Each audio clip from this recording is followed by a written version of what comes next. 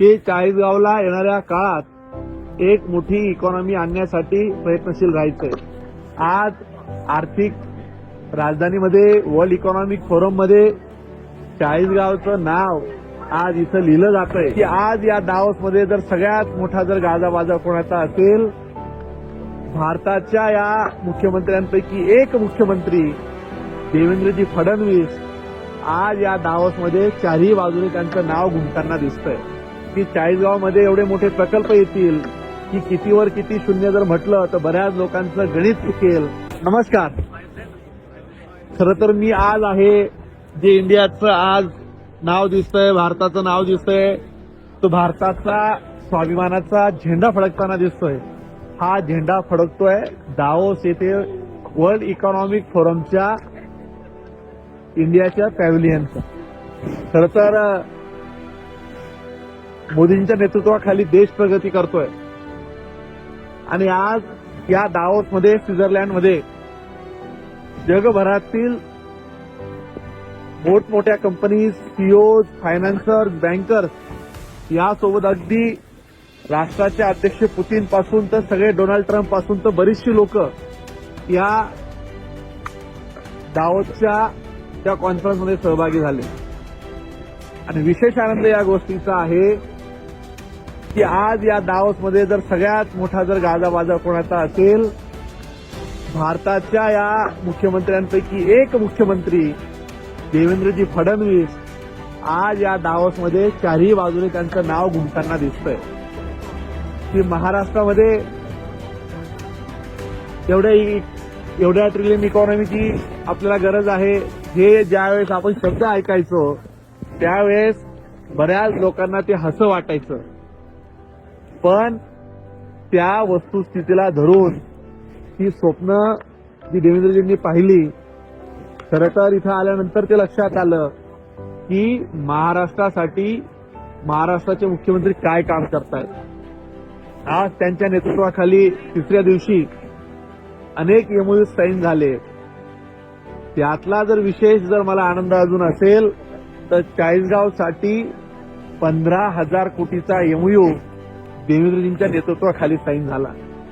खरं तर मी चाळीसगाव विधानसभेचा आमदार म्हणून या गोष्टीचा आनंद आहे की ज्या मातीतल्या लोकांनी मला तिथलं नेतृत्व करण्याची संधी दिली, सेवा करण्याची संधी दिली.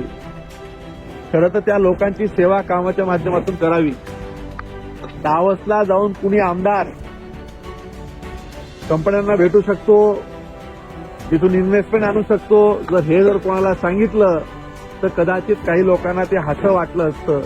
परंतु आज चाळीसगावसाठी सस्टेनेबल एव्हिएशन फ्युएल म्हणजे शेतकऱ्यांचा ऊस असेल, कापूस असेल, मका असेल किंवा बांबू असेल यापासून एव्हिएशन फ्युएल तयार करण्याची कंपनी सॅन फ्रान्सिस्को या कंपनीचा सोबत आज इथं देवेंद्रजींच्या नेतृत्वाखाली एमओयू झाला. खरं तर अर्थात गिरीश भाऊंचा त्यामागे मोठा सपोर्ट हातभार आहेत, पण ज्या मातीने मला आमदार केलं त्या मातीतल्या लोकांसाठी आज आर्थिक राजधानीमध्ये वर्ल्ड इकॉनॉमिक फोरम मध्ये चाळीसगावचं नाव आज इथं लिहिलं जातंय याचा मला मनापासून आनंद आहे. खरं तर या चाळीसगावकरांनी माझ्यावर विश्वास ठेवलाय, त्या विश्वासाला पात्र राहण्याचा प्रयत्न कायम मागेही करत राहिलोय, आजही आहे आणि उद्याही आहे. या माध्यमातून मी तुम्हाला सगळ्यांना विश्वासाने सांगतो की येणाऱ्या काळात मी अनेकदा या अगोदर जेव्हा बोललो की चाळीसगावमध्ये एवढे मोठे प्रकल्प येतील की कितीवर किती शून्य जर म्हटलं तर बऱ्याच लोकांचं गणित चुकेल, आज तेच गणित चुकवण्याचे एक पहिली पायरी आज आपण इथं केली. ही वस्तुस्थिती आहे. हा एमओयू म्हणजे काय फायनल डॉक्युमेंट नसतं, ती अशी अनेक लोक चर्चा करतात, पण मी तुम्हाला सांगतो ती फक्त सुरुवात आहे.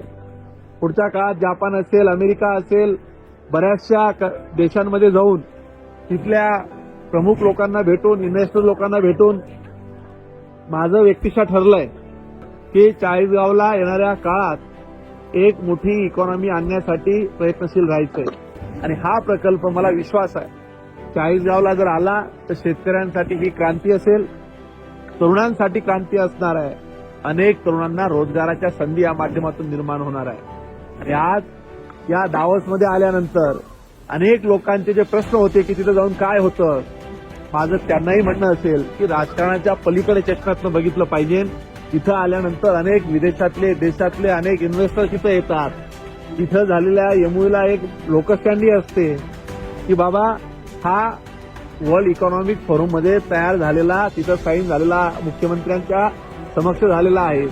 मग अनेक इन्व्हेस्टर असतील, बँकर्स असतील, हे देखील तेवढ्याच अग्रेसिव्हली फंडिंग करण्यासाठी पुढे येतात. अनेक लोक त्याच्यामध्ये स्टेक इक्विटी घेतात, शेअर होल्डिंग घेतात. निश्चित याचा फायदा हा त्या कंपन्यांना देखील होत असतो. पुन्हा एकदा ज्या चाळीसगावकरांनी मला विश्वासाने विधानसभेत पाठवलं, आज तुमचा आमदार या इतक्या लांब येऊन चाळीसगावचं नाव आज इथं लिहिलं जातं, याचा मनापासून आनंद आहे. कायम चाळीसगावकरांसाठी अविरत सातत्याने काहीतरी नवीन करण्याचा, धडपडण्याचा प्रयत्न माझा असणार आहे. मला तुमच्या सगळ्यांच्या सदिच्छा आशीर्वाद आहेतच, पण आज मनापासून एक आत्मिक समाधान असं आहे की ज्या मातीने आपल्याला एवढं प्रेम दिलंय, त्या मातीचं नाव आज स्वित्झर्लंड सारख्या आज दावोस इथे येऊन त्याचं नाव आज लिहिलं जातंय. तो एमओयू साईन होतोय. आजचा हा एमओयू ज्या ज्या चाळीसगावकरांनी माझ्यावर, भारतीय जनता पार्टीवर, गिरीश भाऊंवर, देवेंद्रजींवर प्रेम केलं, त्यांच्यासाठी हा आजचा एमओयू हा समर्पित आहे असं मला वाटतं. धन्यवाद. जय हिंद, जय महाराष्ट्र.